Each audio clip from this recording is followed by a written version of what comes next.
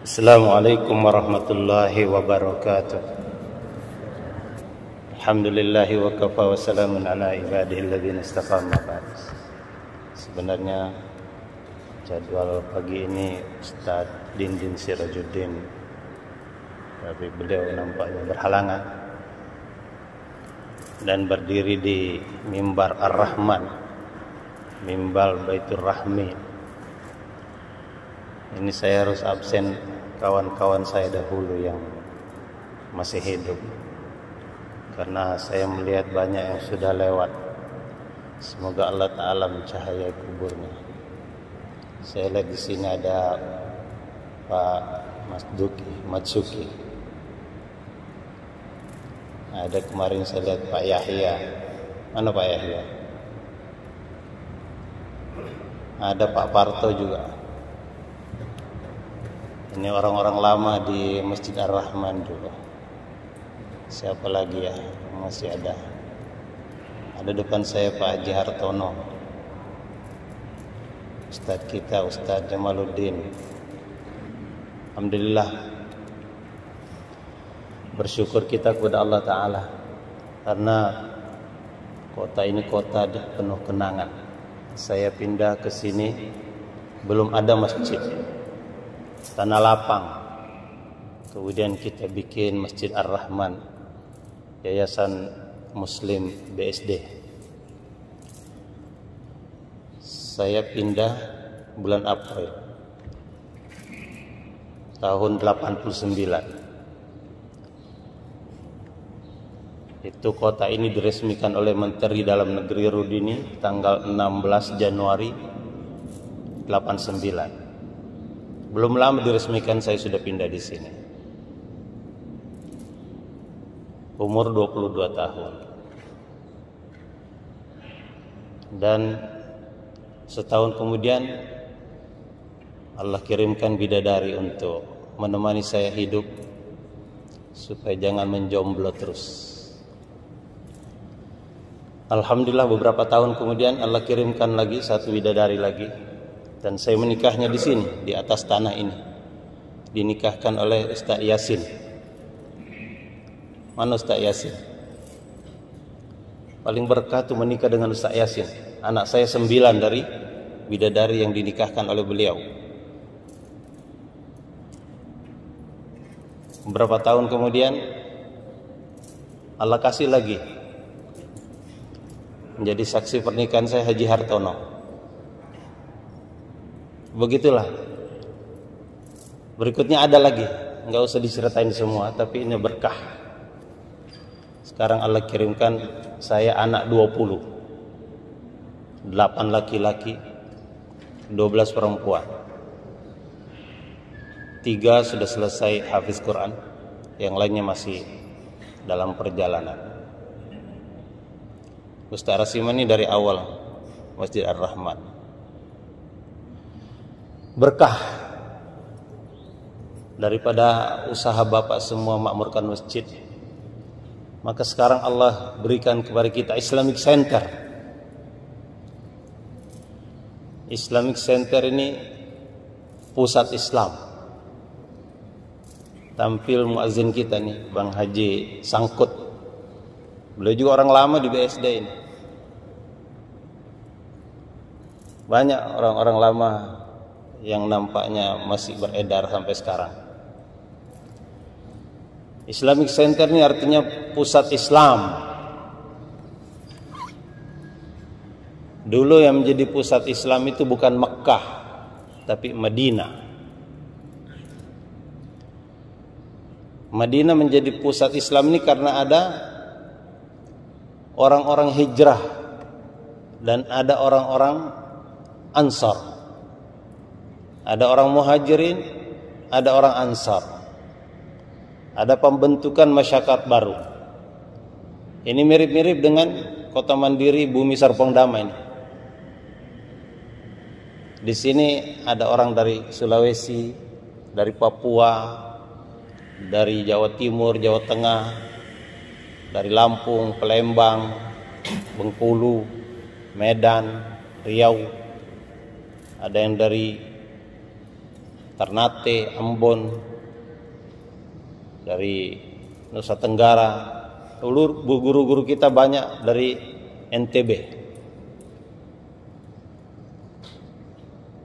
Termasuk sekarang yang menjadi gubernur NTB.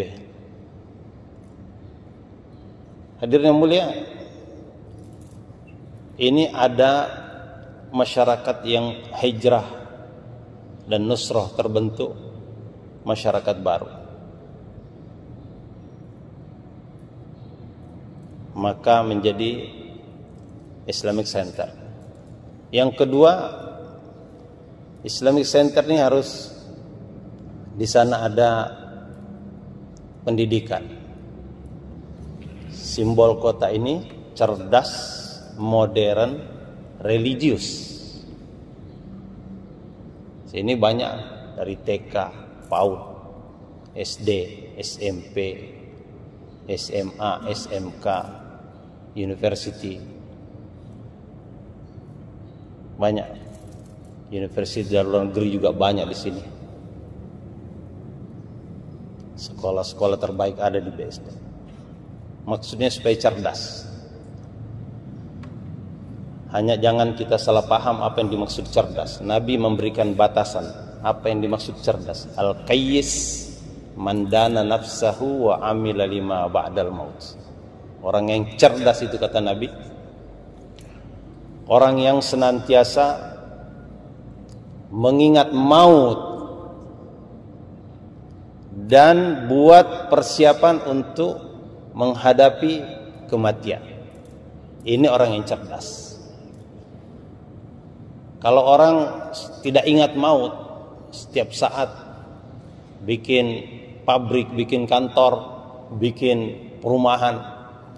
Yang bikin perumahan ini juga sudah lewat.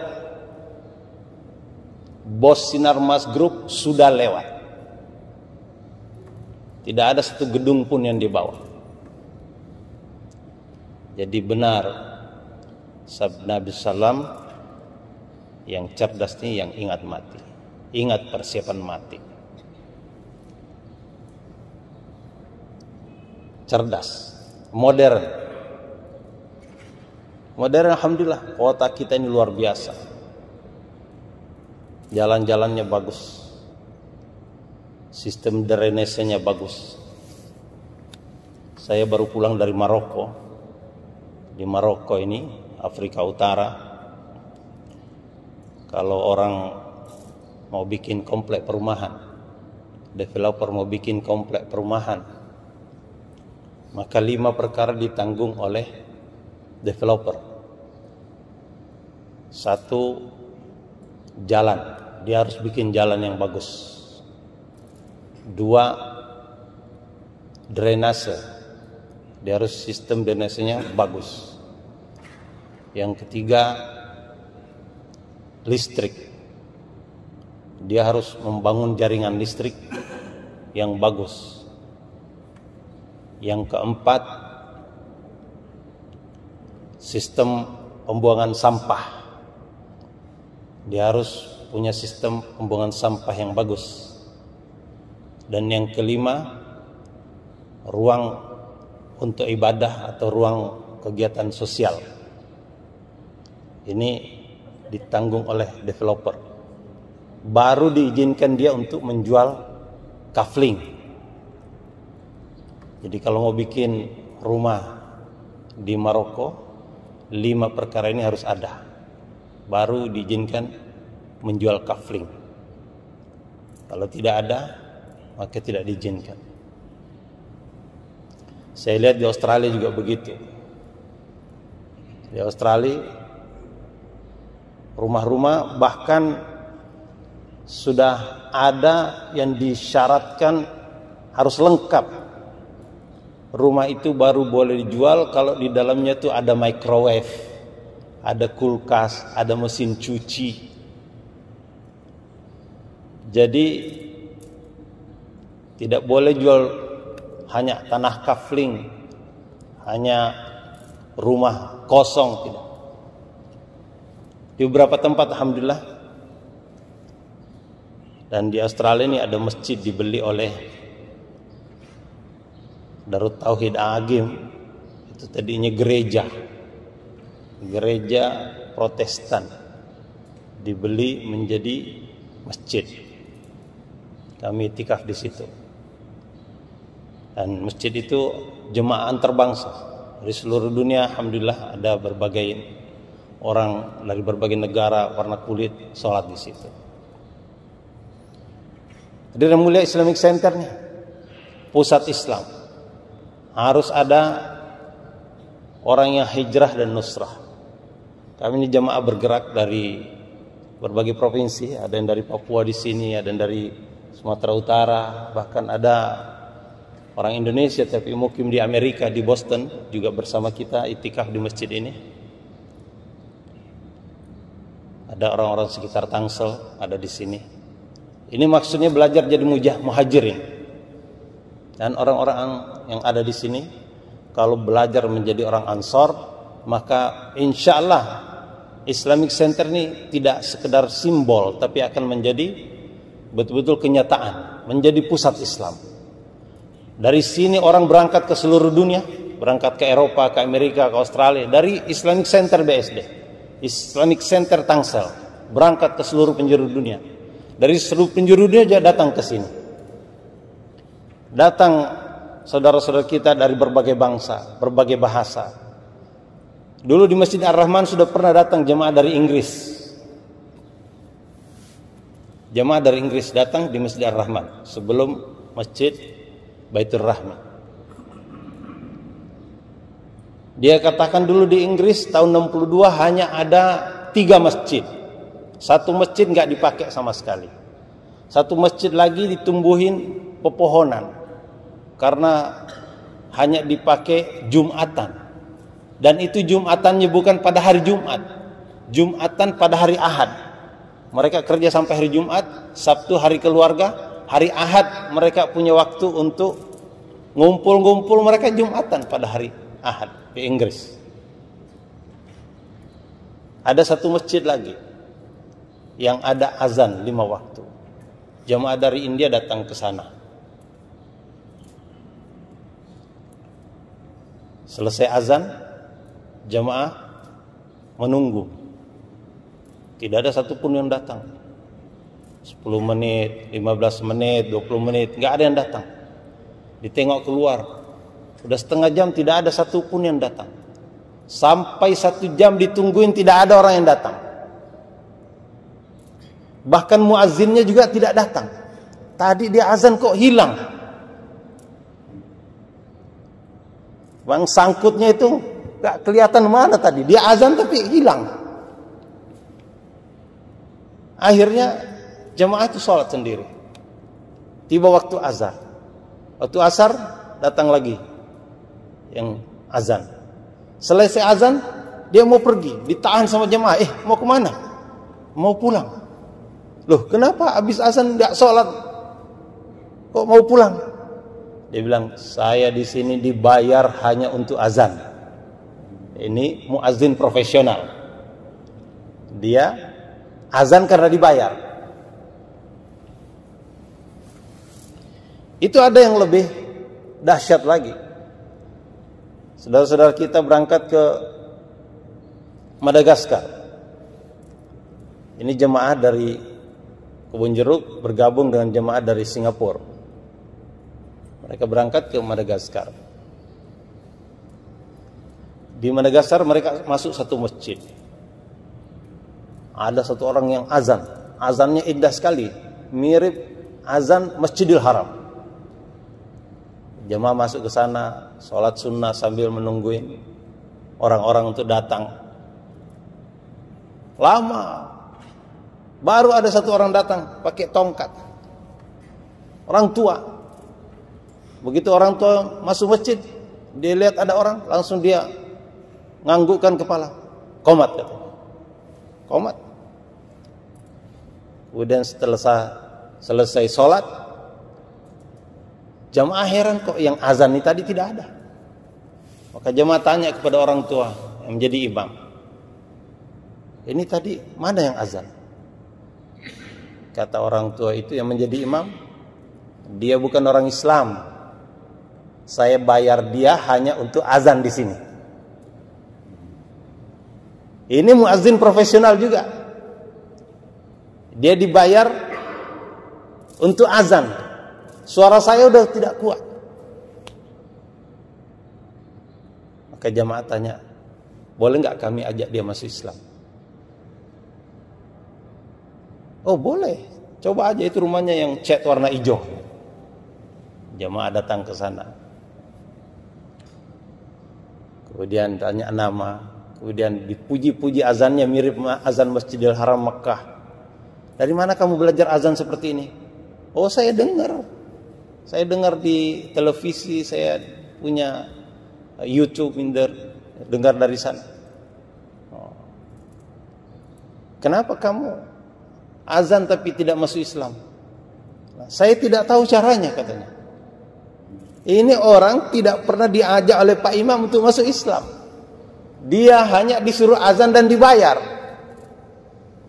Maka jamaah tanya, mau nggak kamu masuk Islam? Iya mau. Dia sebenarnya mau tuh masuk Islam, tapi karena tidak diajak, jadi dia azan dalam keadaan bukan Muslim. Ini keadaan-keadaan yang ditemui jamaah yang hijrah, bergerak antar kampung, antar kota, antar provinsi, antar negara, macam-macam. Saya di Victoria, di South Africa, Afrika Selatan. Masuk ke satu toko. Yang punya toko ini orang India. Orang India panggil saya, sini, kenapa? Ini ada orang bule ini dari tadi nanya-nanya soal Islam. Jadi saya ajak dia, ayo kita keluar dari toko. Di luar toko itu ada musola kecil. Saya bawa dia ke sana, ada kursinya, kemudian kita ngobrol. Saya bilang, apa yang membuat kamu nanya-nanya tentang Islam? Dia bilang, tolong kasih tahu saya Islam itu seperti apa. Nah, saya jelaskan rukun iman, kemudian rukun Islam. Kemudian saya tanya lagi, kenapa kamu ini tanya-tanya soal Islam? Dia bilang, 4 bulan terakhir ini saya mimpi tiap malam. Didatangin orang jubah putih, serban putih, diajarin kalimat-kalimat yang saya tidak paham artinya apa. Saya bilang, kamu ingat nggak kalimat itu? Dia bilang, saya coba. Maka saya dengarkan. Ternyata itu surah Al-Fatihah. Hampir dia hafal. Saya bilang, itu tandanya kamu disuruh masuk Islam. Dia tanya, gimana caranya? Ikuti saya. Asyhadu an la ilaha illallah wa asyhadu anna Muhammadar Rasulullah. Masuk Islam. Kemudian saya ajarin dia wudu. Kemudian saya ajarin dia gerakan sholat. Saya bilang, kamu harus pulang dulu mandi dan ganti baju. Dia pulang, diantar sama Maulana Ibrahim, ganti baju, datang lagi ke masjid. Selesai sholat zuhur, saya minta dia perkenalkan diri. Maka dia perkenalkan diri, saudara-saudara, dear brothers, I am Darren. Saya ini Darren. Saya baru masuk Islam tadi pagi bersama saudara dari Indonesia ini. Tolong ajari saya bagaimana cara menjalankan ajaran Islam. Saya colek tangan dia, saya pegang pundak dia, saya bilang, sekarang nama kamu bukan Darren, tapi nama kamu Daud. Dia kaget, dia lihat saya, dia pandang saya bilang, kenapa kamu lihat saya? Dia bilang, saya dalam mimpi itu dikasih nama Daud. Jadi dalam mimpi dia sudah dikasih nama Daud. Namanya Darren, orang bule turunan Belanda. South Africa ini 4 ras di sana. White, black, color, India. Jadi 4 suku besar di sana. Kulit putih, kulit hitam, kulit color nih turunan Syekh Yusuf dari Makassar. Kulitnya sama dengan kita, warna sawo matang. Kemudian India ini dikasih ras khusus. Kenapa? Karena yang menguasai perekonomian South Africa itu orang-orang Muslim India. yang punya pertambangan emas, pertambangan berlian, itu adalah orang-orang Muslim keturunan India. Jadi kalau hidayah mau datang begitu, adanya orang hijrah, adanya orang nusra ini mendatangkan keberkahan banyak. Dan syarat Islamic Center itu situ. Ada hijrah, ada nusra, ada pendidikan, ada sistem ekonomi, dan ada sistem keamanan, security system. Falyabudu rabb hadzal bait alladzi at'amahum min ju' wa amanahum min khauf. Sembahlah Rabb daripada rumah ini. Makmurkan rumah Allah Subhanahu wa taala. Dia yang memberikan kesejahteraan, dia yang memberikan makan, menghilangkan lapar. Dia memberikan keamanan, menghilangkan ketakutan. Security and prosperity, kesejahteraan dan keamanan adanya dalam makmurkan rumah Allah Subhanahu wa taala. Dan Allah janji,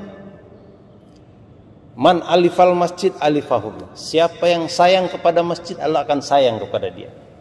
Siapa yang cinta kepada masjid, Allah akan cinta kepada dia. Siapa yang senantiasa merindukan masjid, Allah akan rindukan kepada dia. Pembicaraan-pembicaraan para ulama yang disampaikan di berbagai pertemuan internasional, termasuk yang disampaikan di El Jadida di Maroko kemarin. Itu pertama, gimana membuat masjid kita ini seperti magnet. Jadi narik. Magnet itu sekitarnya akan disedot. Nah, gimana membuat Islamic Center ini? Menyedot orang di sekitarnya.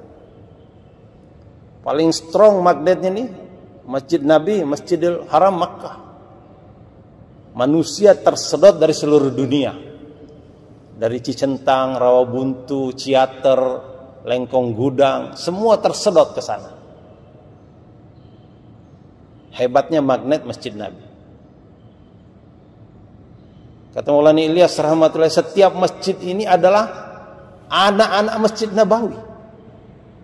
Nah, bagaimana caranya menjadikan Islamic Center yang ada di Tangsel ini kita jadikan seperti magnet, nyedot orang dari seluruh dunia. Sehingga orang-orang dari Eropa, Amerika, Afrika ini datang sholat berjamaah di sini. Kemarin saya jumpa saudara kita dari Chad.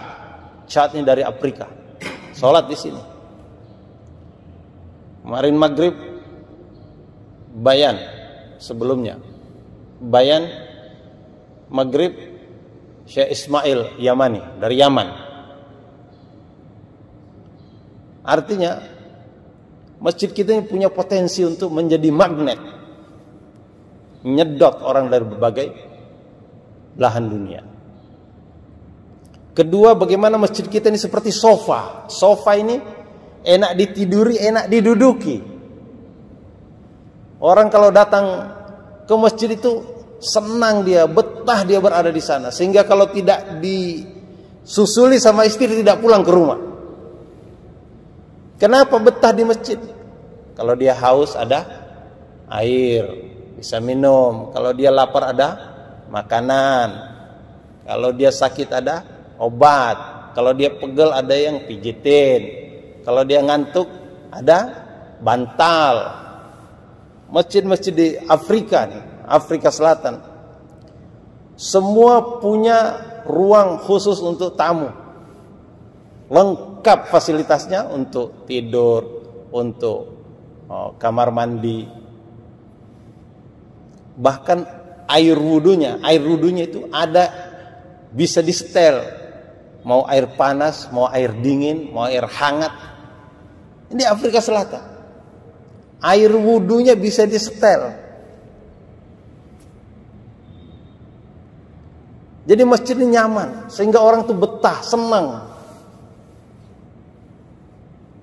Seperti sofa. Sofa ini enak ditiduri, enak diduduki. Dan terutama masjid itu akan senang didatangin orang kalau orang-orangnya senyum. Kalau orangnya manyun, malas orang datang ke masjid. Walaupun masjidnya mewah, tapi orang-orangnya jamaahnya ini manyun, orang itu malas datang ke sana. Kenapa orang ini getol datang ke mall, datang ke supermarket, datang ke hotel, datang ke bioskop, datang ke stadion? Karena semua orang senyum di sana. Tukang parkirnya senyum, resepsionisnya senyum, satpamnya senyum, itu penjaga tokonya senyum, semua senyum. Jadi orang datang ke sana. Walaupun harus keluar duit untuk bayar makanan, mereka mau bayar. Menyambut tamu dengan gembira. Jamaah masjid kalau rame, insya Allah keuangan masjid juga akan rame. Kenapa uang masjid itu sepi? Karena jamaahnya sepi. Dan ini hubungannya dengan kepemurahan pengurus masjid. Yang saya dengar, kalau pengurus masjid ini pemurah, insya Allah jamaahnya juga pemurah. Kalau jamaahnya jualan ayam di pasar, dia ada untung. Untungnya itu akan ditaruh di masjid, ditaruh di tempat lain. Kalau dia panen, hasil panennya itu akan ditaruh di masjid, nggak ditaruh di tempat lain. Kalau pengurus masjid ini pemurah. Tapi kalau pengurus masjid ini pelit, itu jemaah juga pelit, jemaah juga medit. Hidup ini katanya berbalas pantun. Jadi kalau ingin masjid kita ini makmur, maka kita buat orang ini nyaman datang ke masjid. Yang ketiga, bagaimana masjid kita ini ada gambar love, gambar hati, I love you, artinya ngangenin. Orang-orang yang pernah datang itu terkenang untuk datang lagi. Orang-orang yang baru pulang dari Mekah, dari Madinah, walaupun baru pulang, kalau diajak untuk berangkat lagi, insya Allah mau berangkat lagi. Bang Haji Sangkut ini baru pulang dari haji ini. Kalau diajak ke sana mau lagi nggak berangkat? Mau lagi. Saya mau ngasih hadiah ini. Hadiah umroh gratis. Syaratnya sederhana, nanti bisa ngobrol sama saya. Nanti tanggal 15 Agustus ada 2 orang kami berangkatkan umroh gratis dari mana? Ciater. Kalau ada di sini mau berangkat umroh gratis, nanti syaratnya boleh tanya saya. Mudah sekali syaratnya. Jadi beginilah masjid kita. Kita bikin orang kangen. Jangan jadikan masjid kita masjid kenangan. Dulu saya pernah sholat di sana, gak mau lagi. Tapi kita membuat masjid kita ini membuat orang kangen, pingin datang lagi. Mungkin ketika datang itu disambut dengan senyum. Ustadznya kita dengar begitu indah bacaannya, masya Allah, sehingga orang itu tersentuh. Ustaz Rasiman ini kalau ngaji, masya Allah, suaranya itu macam suara burung kutilang, masya Allah. Apalagi ini Ustaz Jamaluddin, ini udah biasa dia di laut. Jadi orang pelaut itu kan melankolis, dia sendirian jomblo di tengah-tengah samudra. Jadi dia harus memberikan suara yang indah untuk menghibur diri. Anak bini tidak ada. Ini pilihan-pilihan Allah Subhanahu wa taala. Jadi masjid kita satu gimana? Menjadi magnet. Kedua gimana menjadi sofa. Yang ketiga gimana menjadi love, ngangenin. Itu pembicaraan yang saya dengar dari berbagai pertemuan internasional. Dan kalau kita buat masjid kita seperti itu, insya Allah kita nanti akan kewalahan. Kita akan menjadwalkan setiap hari 2 kelurahan kirim 100 orang minimal jemaahnya ke sini. Setiap hari 2 kelurahan, jadi 200 orang dari setiap kelurahan. Di Tangsel ini ada 54 kelurahan, jadi 28 hari itu akan didatangkan orang dari setiap kelurahan. Pak Lurah tanggung jawab kirim jamaahnya, kirim warganya untuk makmurkan Islamic Center ini. Dan kita sediakan mereka lapak-lapak UKM